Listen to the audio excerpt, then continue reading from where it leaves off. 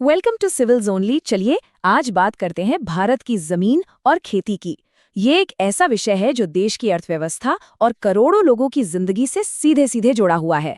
हम ये समझने की कोशिश करेंगे कि जमीन का हिसाब किताब आखिर होता कैसे है, आजादी के बाद से इसके इस्तेमाल में क्या बड़े बदलाव आए हैं और सबसे जरूरी, भारतीय कृषि आज किन चुनौतियों का सामना कर रही है। तो ये है हमारा आज का सफर। हम जमीन के संसाधनों की बेसिक बातों से शुरू करेंगे, फिर देखेंगे कि सरकार इसे कैसे क्लासिफाई करती है। इसके बाद हम समय के साथ हुए बदलावों को समझेंगे, भारतीय खेती की पूरी तस्वीर देखेंगे और आखिर में इस सेक्टर के विकास और चुनौतियों पर बात करेंगे। तो चलिए शुरू करते हैं। ठीक है, तो सबसे पहले एक बहुत जरूरी चीज को समझते हैं, क्योंकि सारे आंकड़े इसी पर टिके हैं। देखिए, जमीन के इस्तेमाल का जो भी रिकॉर्ड है वो भू राजस्व विभाग यानी लैंड रेवेन्यू डिपार्टमेंट रखता है, और वो जिस एरिया का हिसाब रखते हैं उसे कहते हैं प्रतिवेदन क्षेत्र या रिपोर्टिंग एरिया। तो आसान भाषा में कहें तो रिपोर्टिंग एरिया वो जमीन है जो सरकारी कागजों में दर्ज है। वहीं भौगोलिक क्षेत्र देश का असली नापा हुआ टोटल एरिया है। ये याद रखना जरूरी है, क्योंकि आगे हम जितने भी परसेंटेजेस की बात करेंगे वो सब इसी रिपोर्टिंग एरिया के आधार पर होंगे।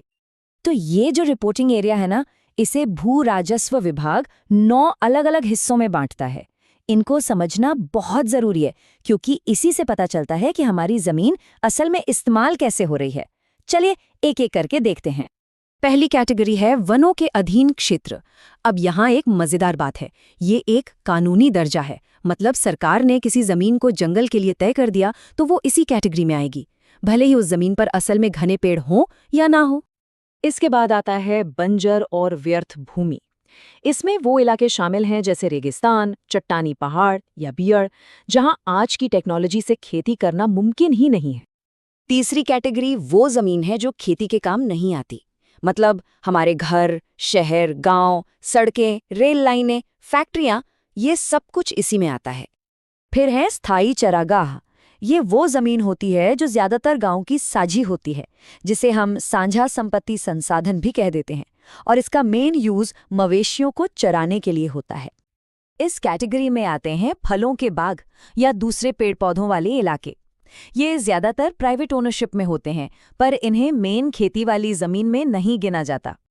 कृषि योग्य व्यर्थ भूमि, नाम से ही साफ है, ये वो जमीन है जिस पर खेती हो तो सकती है, पर किसी वजह से पिछले 5 साल या उससे ज्यादा से खाली पड़ी है।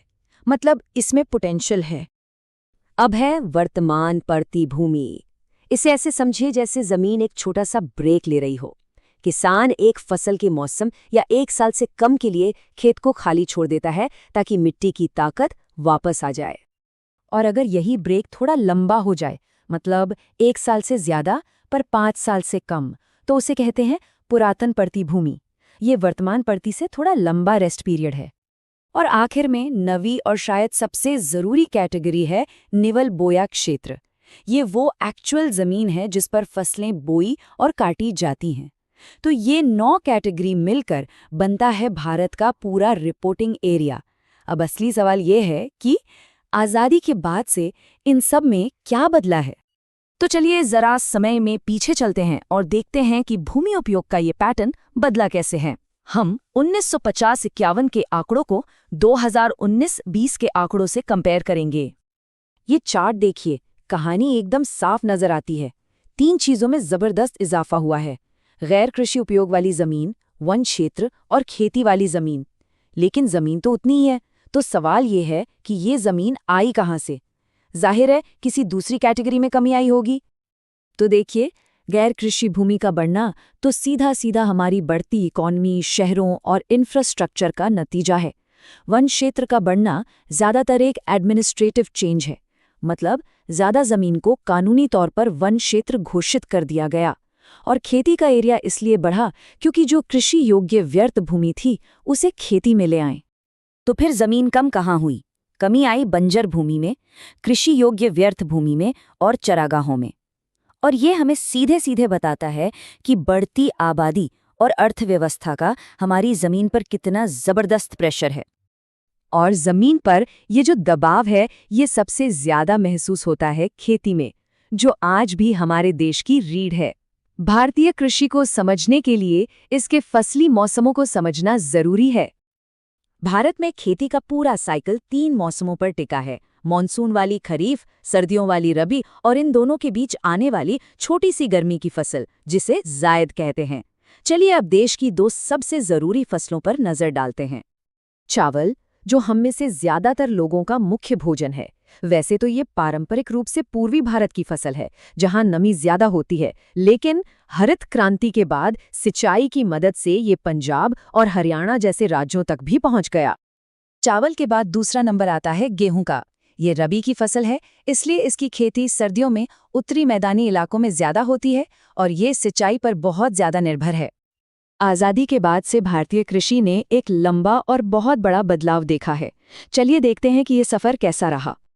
इस पूरे सफ़र का सबसे बड़ा मोड़ थी हरित क्रांति, जिसने भारत को खाने के मामले में आत्मनिर्भर बनाया। पर इस शानदार कामयाबी के बावजूद आज भी ये सेक्टर कई बड़ी और गहरी मुश्किलों से घिरा हुआ है। इस प्रगति के बावजूद कुछ ऐसी पुरानी चुनौतियां हैं जो आज भी हमारी कृषि के विकास को रोकती हैं और किसानों की परेशानी का कारण बनती हैं। इनमें से कुछ प्रमुख हैं। देखिए, एक तरफ तो मॉनसून पर हमारी निर्भरता है, दूसरी तरफ किसानों पर कर्ज का बोझ, जमीन के छोटे छोटे टुकड़े, ये सब बहुत बड़े सिस्टमैटिक मुद्दे हैं। और विडंबना देखिए, जिन इलाकों को हरित क्रांति से सबसे ज्यादा फायदा हुआ, आज वहीं पर जमीन की क्वालिटी गिर रही है, जो एक नया खतरा है। ये हमें एक अंतिम विचार की ओर ले जाता है।